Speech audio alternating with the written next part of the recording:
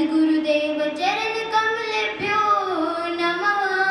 ओम स्वस्ति श्री मातृपितृ चरण कमलेभ्यो नमः। लंबोदरं परम सुंदरमेकदन्तं रक्तांबरं त्रिनयनं परमं पवित्रम् उद्यतिवाकरकरोज्ज्वलकायकान्तं विघ्नेश्वरं सकलविघ्नहरं नमामि। गवां हि तीर्थे वसति है गंगा पुष्टिस्तथा तद्रजसि प्रवृद्धा लक्ष्मी करिसे प्रणतोच्च धर्मस्तासां प्रणामं सततं च कुर्यात्। ध्यानमूलं गुरुमूर्ति पूजामूलं गुरुपदं मंत्रमूलं गुरुवाक्यं मोक्षमूलं गुरुकृपा। परंपरात्पर अखिलेश्वर अकारण करुणावर्णालय भक्तिवांशा कल्पतरु श्री पीताम्बरधारी बांके बिहारी लाल जी के चरणों में इस बालिका का सादर प्रणाम। मेरी परम आराध्य लाडली श्री ऋषभानु नंदनी किशोरी श्री राधा रानी जी के चरणों में इस बालिका का सादर प्रणाम। और जहाँ जहाँ तक दूर दूर तक मेरी आवाज पहुँच रही हो वहाँ की जीवों के हृदय में विराजमान श्री गोविंद जी के चरणों में इस बालिका का सादर प्रणाम। सद्गुरुदेव जी के चरणों में इस बालिका का सादर प्रणाम। आइए बंधुओं, आज की पावन पुण्य कथा में प्रवेश करते हैं। भागवत भगवत परिचर्या जन्य पुण्य। बंधुओं, श्री वल्लभाचार्य जी कहते हैं कि हमने शायद किसी जन्म में किसी संत या ब्राह्मण की सेवा की होगी या फिर ठाकुर जी की सेवा की होगी, इसलिए हमें श्रीमद् भागवत की कथा प्राप्त होगी। संतों की सेवा, भक्तों की सेवा का फल श्रीमद् भागवत होता है। बंधुओं, श्री सुत जी महाराज कहते हैं कि जब श्री सुखदेव जी महाराज राजा परीक्षित को कथा श्रवण करा रहे थे, तब वह इंद्र आया और कहने लगे कि हे गुरुदेव, आप ये अमृत राजा परीक्षित को पिला दे और हमें भागवत अमृत का पान करा दो। इतना ही सुनते श्री सुखदेव जी ने देवराज इंद्र को फटकार लगाई और बोले, इंद्र, आपने अमृत पर इतना अभिमान करते हो, इतने घमंड करते हो, कहा इस अमृत की बराबरी भागवत अमृत से करते हो? कहा एक कांच का टुकड़ा और कहा बहुमूल्य मणि। क्वा सुधा का कथा लोके क्वा काज कॉमडीर महान ब्रह्मरातो विचारेवं तदा देवान जहास।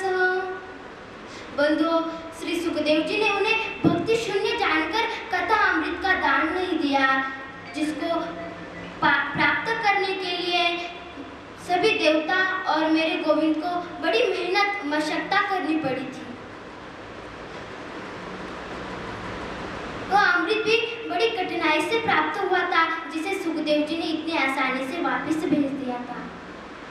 रावण और कंस जैसे राक्षसों को मारने के लिए मेरे प्रभु को एक अवतार लेना पड़ा, लेकिन अमृत कलश देवताओं तक पहुंचाने के लिए भगवान को 4 अवतार लेने पड़े। ओ कैसे? जब समुद्र मंथन प्रारंभ होने जा रहा था, तब किसी में इतना सामर्थ्य नहीं था महाराज कि मंत्रांचल पर्वत को समुद्र में रखे। मंत्रांचल पर्वत को समुद्र में रखने के लिए मेरे प्रभु ने अजित अवतार लिया। और जब मंत्रांचल पर्वत का भार अधिक होने लगा, वो समुद्र में डूबने लगा, तो प्रभु ने कच्छप अवतार लेकर मंत्रांचल पर्वत को अपनी पीठ पर धारण किया।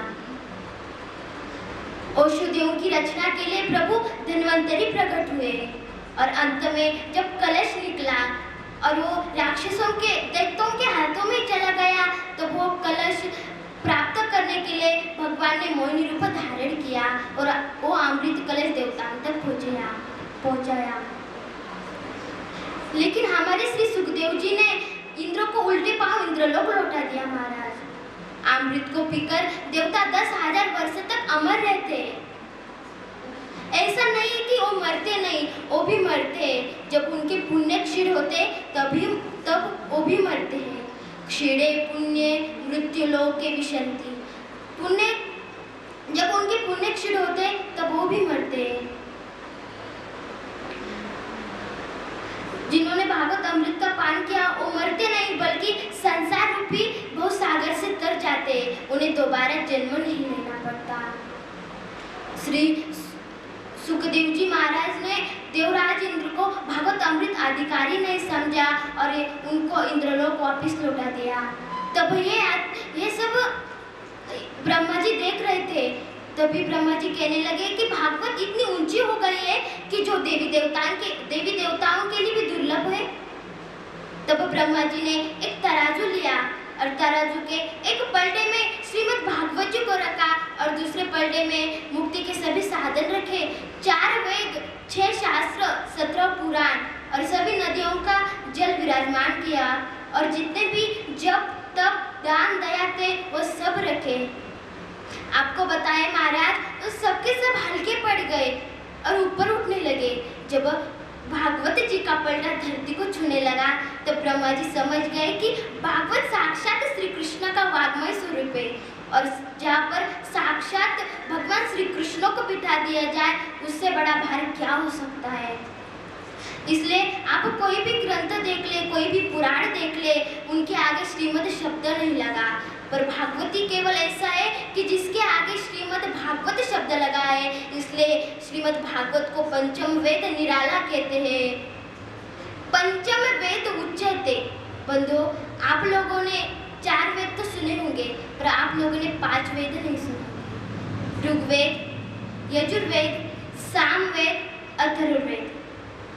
बंधु, आपको बताए यही श्रीमद् भागवत की कथा श्री सुद्ध जी ने शौनकादिक ऋषि को श्रवण कराई। यही कथा सनत कुमारों ने श्री नारद जी को श्रवण कराई। यही और सुद्ध जी महाराज कहते हैं कि यही कथा श्री शौनक जी ने श्री नारद जी को श्रवण कराई। बंधु, आपको बताए अब शौनकादिक ऋषि प्रश्न करते हैं कि क्या कि हे गुरुदेव, कृपा करके हमें ये बताइए कि नारद जी तो बड़े चंचल है, वो एक जगह पर ज़्यादा देर रुक नहीं सकते, तो उन्होंने 7 दिवस की कथा एक जगह पर बैठकर कैसे श्रवण की? नारद जी ने एक जगह पर 7 दिवस की कथा कैसे श्रवण की है हम आपको कल श्रवण कराते हैं। तब तक के लिए जय जय श्री राधे श्याम। बोले सद्गुरुदेव भगवान